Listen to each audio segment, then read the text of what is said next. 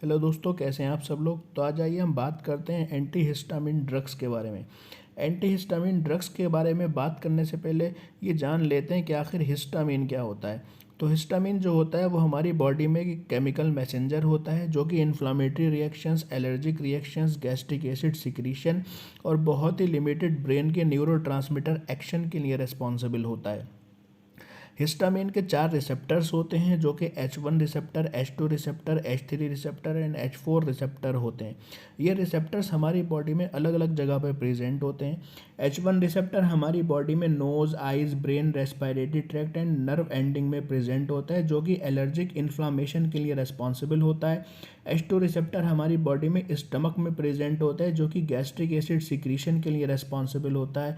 H3 receptor हमारी body में central nervous system में प्रेजेंट होता है जो कि न्यूरो ट्रांसमिशन के लिए रिस्पॉन्सिबल होता है। एंड H4 रिसेप्टर हमारी बॉडी में bone marrow, spleen, thymus gland में प्रेजेंट होता है जो कि इम्यूनोमॉड्यूलेशन के लिए रिस्पॉन्सिबल होता है। कभी कभी हमारी बॉडी में इस हिस्टामिन का सिक्रीशन ज़्यादा हो जाता है जिसकी वजह से दो कंडीशंस हो सकती हैं जिन्हें हम अर्टिकेरिया और एंजियोएडेमा कहते हैं। ये एक अर्टिकेरिया की कंडीशन है जिसमें बॉडी के पेशेंट की बॉडी के ऊपर रैश, एलर्जी, बहुत ज़्यादा एलर्जी हो सकती है, रैश हो सकते हैं। और एंजियोएडेमा के केस में इस तरह से पेशेंट के जो लिप्स हैं वो उस पर स्वेलिंग बहुत ज़्यादा हो सकती है। तो इन दोनों ही कंडीशन के ट्रीटमेंट के लिए हम पेशेंट को हाइड्रोक्सीजिन 10 या 25 मिलीग्राम में रिकमेंड कर सकते हैं। According to the age of the patient BD या TDS डोज में रिकमेंड की जा सकती है। कभी कभी हिस्टामिन का सिक्रीशन बॉडी के अंदर बहुत ज़्यादा हो जाता है जो जिससे कि एक लाइफ थ्रेटनिंग कंडीशन हो सकती है जिसे हम एनाफाइलैक्सिस कहते हैं। ये कंडीशन पेशेंट के लिए लाइफ थ्रेटनिंग हो सकती है, पेशेंट इसमें मरने को आ सकता है।